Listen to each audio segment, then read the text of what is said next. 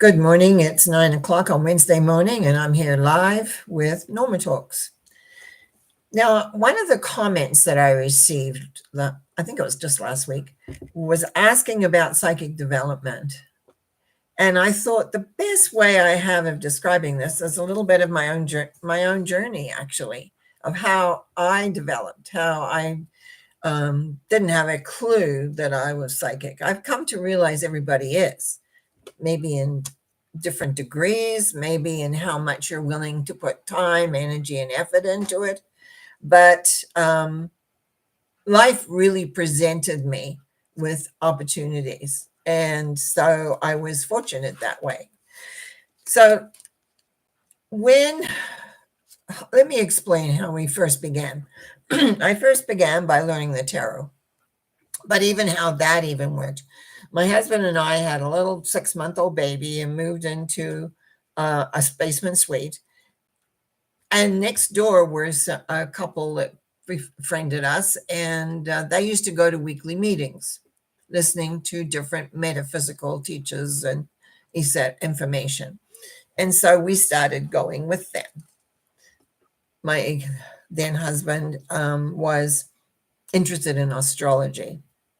So it sort of all fitted in. Anyway, one night, this gentleman was speaking on the tarot. His name was William Boulderstone. He was a British medium, and he had a heart attack. And always loved this story.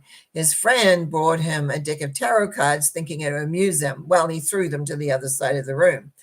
Why? Is because way back, even I dealt with that, is there was a prejudice between being, say, a clairvoyant or just not, in other words, not using any tools, or being a card reader. Card readers were way down on the list. And anyway, he had a heart attack, so he had to lie in bed. It's different how they treat them today, but back then, and it would have been, 63, 1963. No, it'd be 1964, because Bridget was born at the end of 63. Now, we went and heard the lecture about what he was talking about and how it went. And to make a long story short, he eventually put out he was going to do some classes, which actually began on November 6th. And I remember that because I was in his first class and I wanted to learn it. I studied with him off and on for 3 years. When he had a class or whatever, I went. Now, there's a couple of things that are really interesting here. One of the things, I have stayed with the tarot all these years. One of the reasons that I love it is because I was taught by Mr. Boulderstone more of a philosophical look about how we as humans interact in the world. And I've taken that from the years, probably refined that a lot more. In fact, I know I did with my 3 books that I have out on this method that he created, and I kind of pulled together a little more on it. Now, what the tarot does is about gets you in the habit of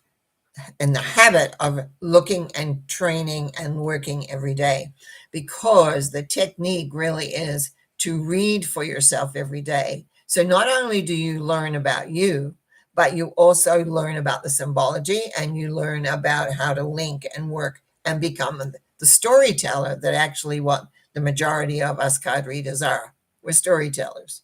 We tell stories of other people's lives or situations or what's going on. And so but in the 3 years that I actually studied with him, I became fairly proficient in reading. Now, during this time, there was an astrological bookstore that opened up called the Phoenix Bookstore. It was not, and actually it started off in mystical books that changed into Phoenix later. But anyway, to make a long story short, again, a friend that had studied with me in the tarot was teaching yoga in the store, and the tarot teacher at the time was leaving. And this friend said, I've got the tarot. I know who should come in and teach. And of course, that was me. So I started teaching with the store, and then it moved into and became Phoenix into Surrey in Surrey, BC. And I was with them for a number of years, I think about 6 years maybe. And during that time, I did classes, yes, and I also did consultations, and I started my first book. And that's why. How did I start my first book? Is because all the people that were studying with me said, "You got to write a book on this." So I wrote a book called Tarot for Successful Living. It's one on one. Now, what does that do? Let's just think about this. You've got a deck of 78 symbols that you shuffle, and you think a lot of it has to do with the thinking process, and what you're doing is you're learning how to work your mind to be able to concentrate, like now. And I used to read for myself pretty well every day, lay out 3 symbols, see the story. I had a journal, and I would write down what the cards were and what they said, and I began to learn more and more about myself. And self-development, self-growth is really important. Now, while all this thing's happening at the store, the local night school program, I put in and I started teaching a meditation course and a psychic development course. To be honest, there's not that much difference. But in the psychic development course, they got to whoever was in the class, and by that time my children were in their teens, and they came in and learned. And people would come in with varying ranges of psychic. One of the best ever clairvoyants that I actually, in a way, trained, he said to me once, "I'll never thank you for what you did for me." And I said, "That's quite all right." Unfortunately, he has passed on, but he was just naturally brilliant. But what happened in him when he went to find his inner vision, it was going too fast. So it was teaching him how to slow that down. You see, we are given at birth all these talents, but we don't know how often to approach them. As far as I'm concerned, we're all psychic. We're all intuitive. They come in different groups. There's a lot of different names you can put into them, but they all mean the same thing, that you have an ability to tune in. I tend to tune in the beginning for many, many years using cards. And even when I ended up working in psychic fairs around Pacific Northwest, and then eventually co-owning them and then owning them, which was a lot of years, by the way, in that stretch. It's great. You have a tool, and I learned how to take, say, from bigger readings, which I used to always do personally, to small, quick ones, and yet have all the information at mine. So how does this work? How do we get there? Is practice. Plain old practice. How do we get to be good at building our muscles up, or building or running or whatever? We have to train. And it's like when you want to develop your psychic abilities, you have to train. You have to decide which way you want to go, and preferably with a teacher, preferably of some kind, so that they can help guide you, move you to the place where you want to go. I'm prejudiced. What I love is that because the tarot it gives you a philosophy. You see, so many people have this talent. They can pull out things out of the sky very easily, but they don't have a bigger picture of how life works. They don't have a philosophy. And so I always have worked, you might say, on 2 sides of the track, the psychic part, but the philosophical, spiritual part were always very important to interlock. I really, really was very, very, how can I say, knowing that I needed that. Now, I'm going to add a couple of things in here. I moved to the city of White Rock in British Columbia when my kids were about 10, maybe 8 and 6. I'm not sure of the actual year. I was living in that area for many, many, many years. And when I moved there, what began to happen was I began to be taught at night in my sleep. I didn't know I was being taught, but I would wake up sometimes for various reasons, and I would be in a classroom in an old-fashioned desk, and this tall teacher would be standing in front of me talking to me. And it took me a long time to realize that I was being taught. I began to realize I would sort of do talks and things in my head when I was doing something, like something that I wasn't really, that I didn't have to really think about. My mind would be, and what I was doing was taking what I'd been taught and you might say regurgitating it in my mind, putting it, cementing it into my consciousness. Now, years later, a friend of mine came to me and said, "Oh, I know, I heard that you studied in this school," and I didn't know what she was talking about, but it was the school, same thing. She said, "Oh yeah, I used to go to this every night. I would be in this school." And finally I said, "Well, do I know anybody else who's in this?" And she named my name, and they said, "Oh yes, she graduated years ago." And I thought, well, that's interesting. So she had gone through the same thing, sitting down, having a teacher in front of her, one-on-one, putting information in. Now, I have talked in other YouTubes where my goal was to find out about God, but when Sunday school as a kid, and it was like, what is this God thing? So I basically was motivated a lot by that, by figuring out how did God work. And so I started taking other classes as well. So I'd be still teaching over here, doing work to bring money in for the household, as well as reading and doing night classes, etc. Fine tuning. Now, my curiosity on the psychic side came, someone came in with a crystal ball, and I went, well, how do we read a crystal ball? Now, inside, I'm going to go sorry if I kind of dance around a bit. We have actually a place where we can see. If you close your eyes and think about, walking down the road or being somewhere, which isn't where you are, you can see a picture of it. And so when you start developing what I call the psychic muscle, what happens is that part of the brain, you can begin to utilize. The cards worked like that for me. There was the picture there where I could get off. And because I could take that and link them all together and make a story about people's lives, it told me things. And sometimes other things would jump in as well. But it's like you'd be able to see. So when I got to learn how to read crystal balls, was I would take my picture and put it in the bowl. And I know a lot of people say they read crystal balls and they don't. They're like clairvoyant. I have pictures in my bowl. It shows me things. I learned over the years to be able to differentiate what was past, what was present, and what was future. And it showed me many things as the years went by. I don't really do that work at this point of time, but I have a big crystal ball and a small, well, I used to call it my travel ball, where I used to go and do house parties and things like that.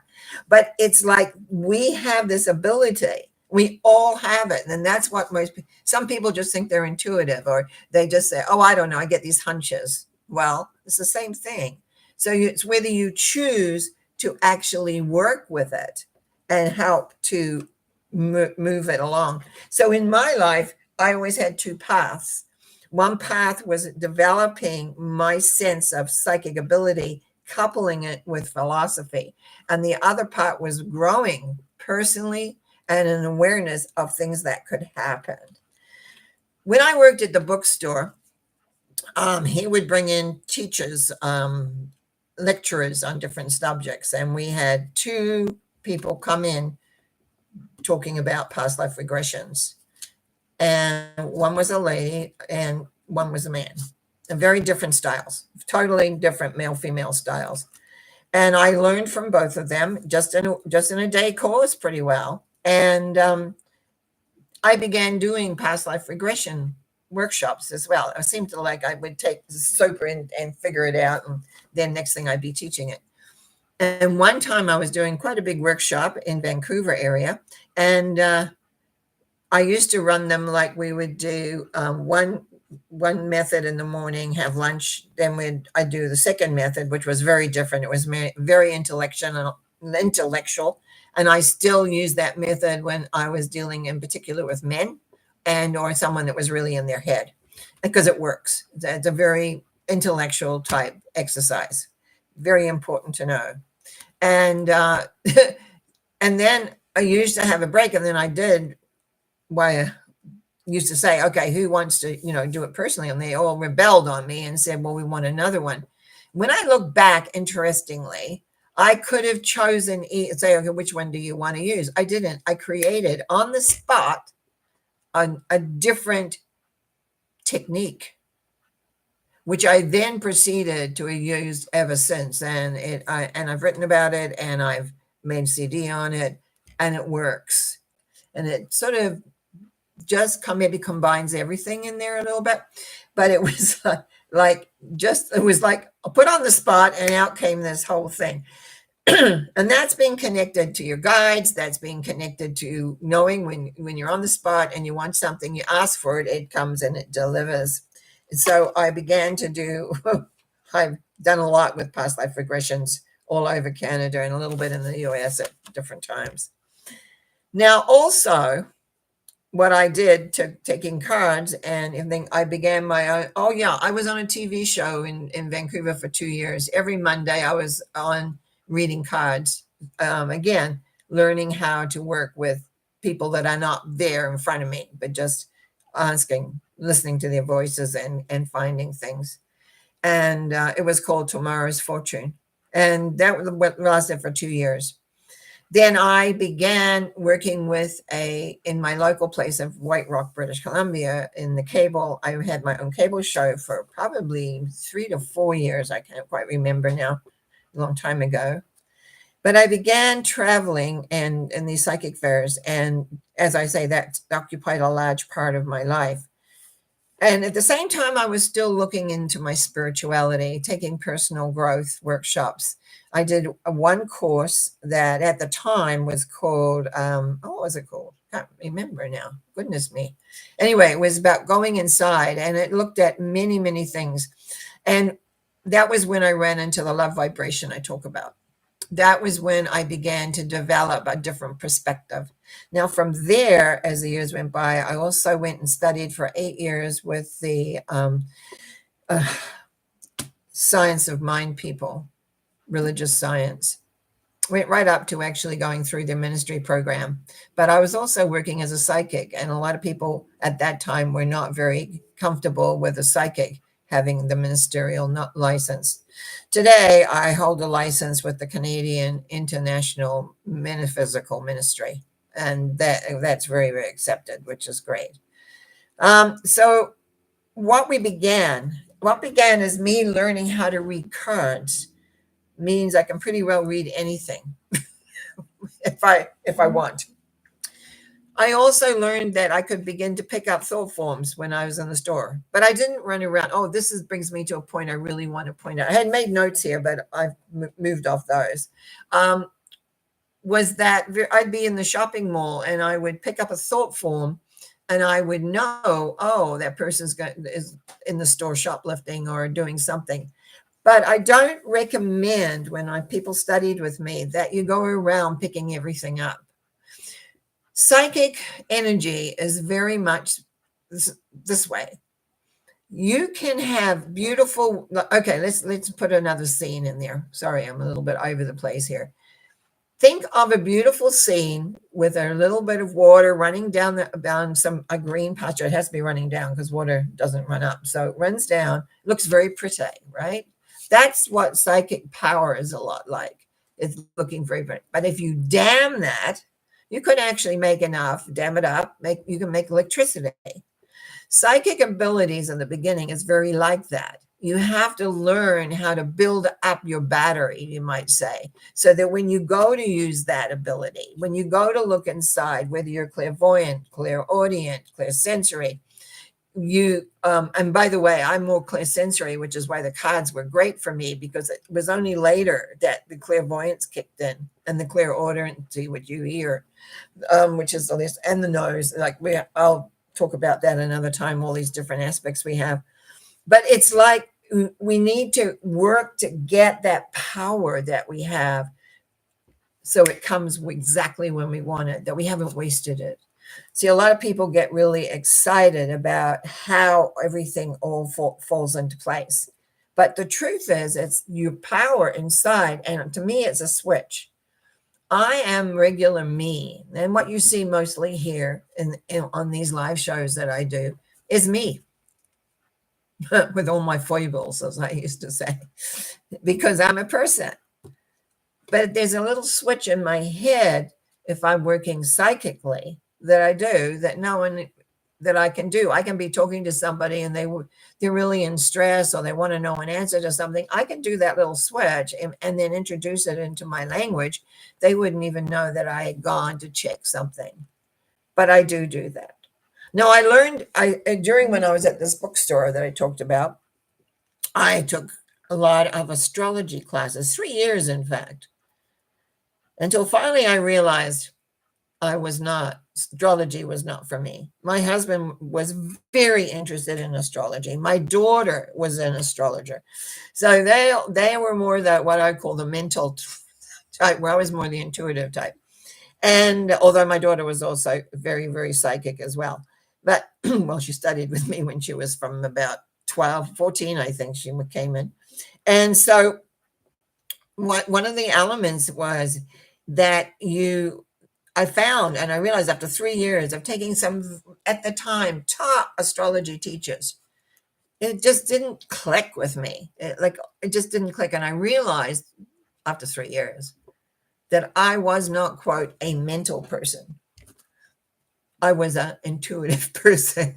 And because of that, everything changed because I really became very aware. And I got more involved as I learned more about how the energy inside works, I began to create processes. Now, it's still part of it. Like unfreezing the inner children is one of besides the regressions. I did a lot of work with regressions. So you understand how all that works. We understand how death and dying works from that. We understand a whole pile of different things. So then I moved into how we freeze in space and time in our memories and how to unfreeze that. And I have a book, and again, all the other things that goes with that, and freezing the frozen children, because I realized I had a lot of places that weren't like that, and the energy didn't really go very, very easily. That grew into the whole transformation work that I work on, where we clear blocked energy from all the different. By this time, I had a whole big list of the different systems that run in this. I have a different take on the chakras. I have a different take on a lot of different things because I went in and explored and I've always figured other people weren't that different from me. So, and then we worked and we found that they weren't. And so even the work of the transformation has moved to the point because the subconscious kept coming up, the subconscious kept coming up. So when enough is cleared from the top, now I can go into the subconscious and clear the actual programming. Now, of course, to have that, you've got to be really, really want it and really be very responsible for it. So all of that story here that we talk about being psychic is a couple of things. First, you have to want to develop, and it's consistency and practice. You begin by deciding where you want to begin. It's like you don't go into the food market and pick everything. You pick where and what do you want to work with. That's one of the reasons I really like the tarot cards, because it has a philosophy written down, especially if you use the technique I use. It's like it hones you, and it's not leaving you devoid of understanding the bigger picture of life and how life works and how life comes together. To me, that's my favorite tool. That's the tool I work with, even though I can read a crystal ball and I can read just about anything these days if I put my mind to it. So we can use it like, I have some stones around here and I should be able to, oops, they disappeared.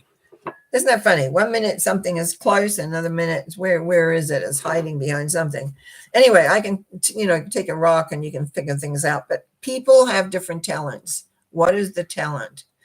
I was a talker, so therefore teaching came easy to me. And I have done a lot of that over the years. And as you see here, sometimes now I get a little more whatever. Just want to make sure I've got everything I wanted to say here. Just a sec.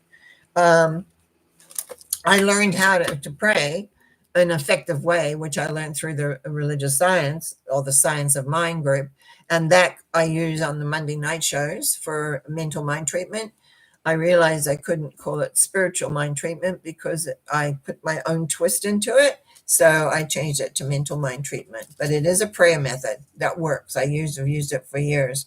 I also have used different affirmations. Affirmations to me have been very important of helping first learn what you need to clear.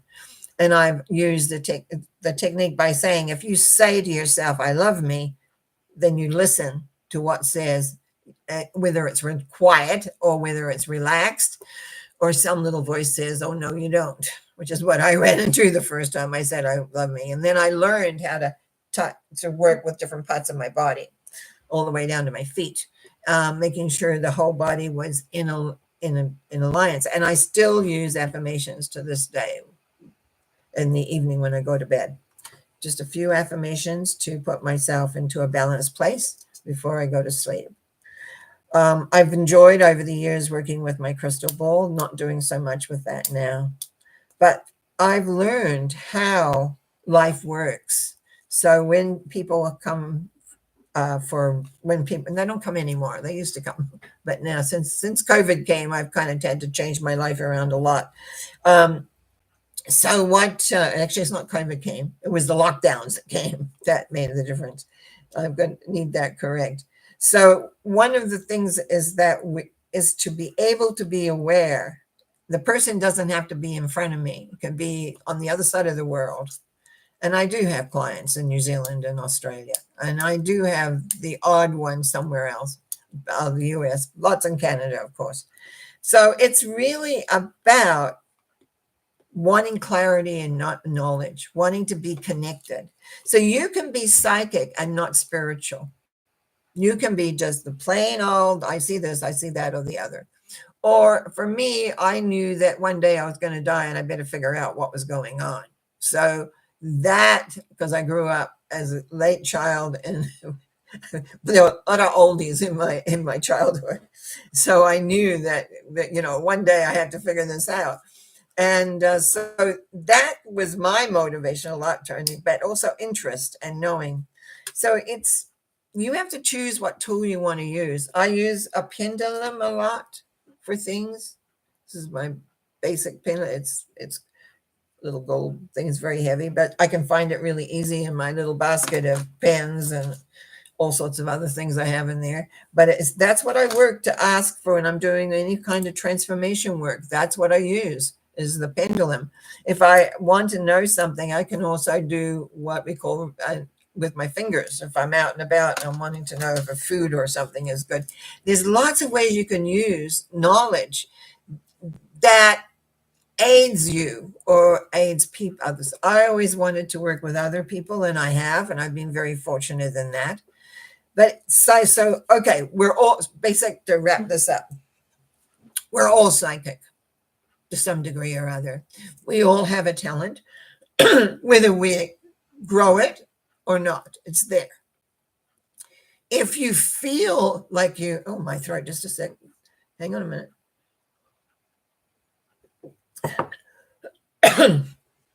Stuck in my throat again. Isn't that interesting? Just when I go to speak about this. Oh, well. Then let's go back. We're all psychic, but what do we want to do with it, and how do we do it? Sometimes people have great talent with no philosophy, and I've seen that.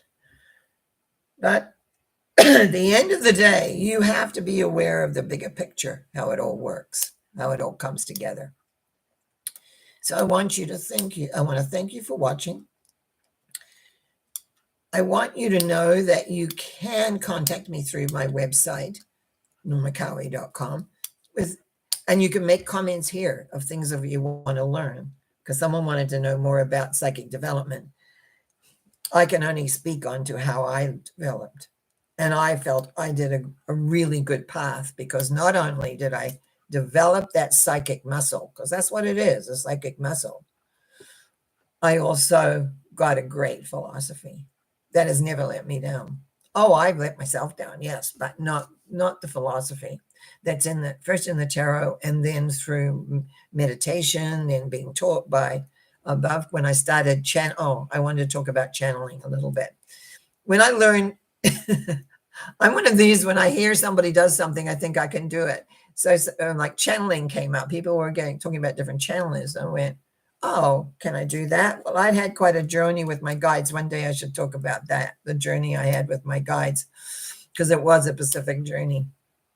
And, but it's like I wanted to, how do I channel? I want to channel. So I asked my guide that I was working with at the time, and oh, yeah, you can do that. You just do this, this is what you do. And it was like basically get rid of your own consciousness and allow the guide to come in and use your throat, your voice to speak out to the people.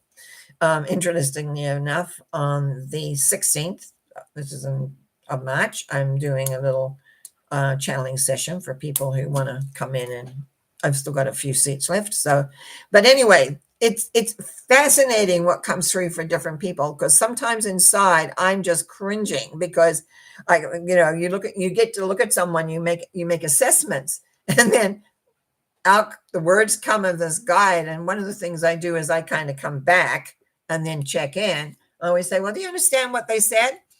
Answer has always been yes. So I've learned, don't panic if it sounds weird or different. It's okay, because the guide that comes through for them will know.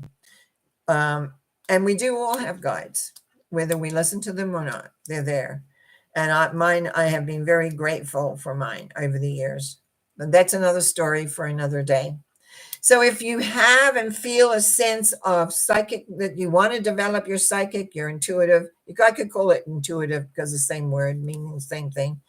Pick your tool. Pick your tool which you want to work with, because I'm prejudiced, because I like people to learn not only developing their psychic intuitive abilities, but to create a philosophy they can stand on no matter what happens in their lives, is to come and understand and be aware. So that concludes my talk on my journey developing myself.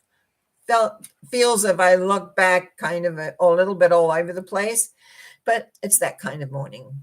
So I wish you well, and I will be back on Sunday with a Sunday thought. And trustingly, I will not get sidetracked like I have the last 2 Sundays in my mind, because I pick a title and I talk about it. But for some reason, the last 2 Sundays, I've also included other things. And if anybody was watching, 2 weeks ago, I talked about horse riding because the Kentucky Derby was coming, forgot about it, happened to turn the TV on, and it said 150th Kentucky Derby. And guess what? I watched the horses come out, get in the gate, come and watch the race. It was like, talk about synchronicity. And so I was so thrilled because it was such a close finish. If you know anything about horse racing, it was like 3 noses right there at the post. It took a long time for them to decide which one has actually won. Great finish. And so I was happy that situation, knew I wanted to see it. And I've forgotten that it was that early. I was thinking it was later. Oh, well, in 2 weeks, there is another one. So I'll remember to look for that. Anyway, you have a great day, and I'll be back Sunday and of course Monday for mental mind treatments. Bye now.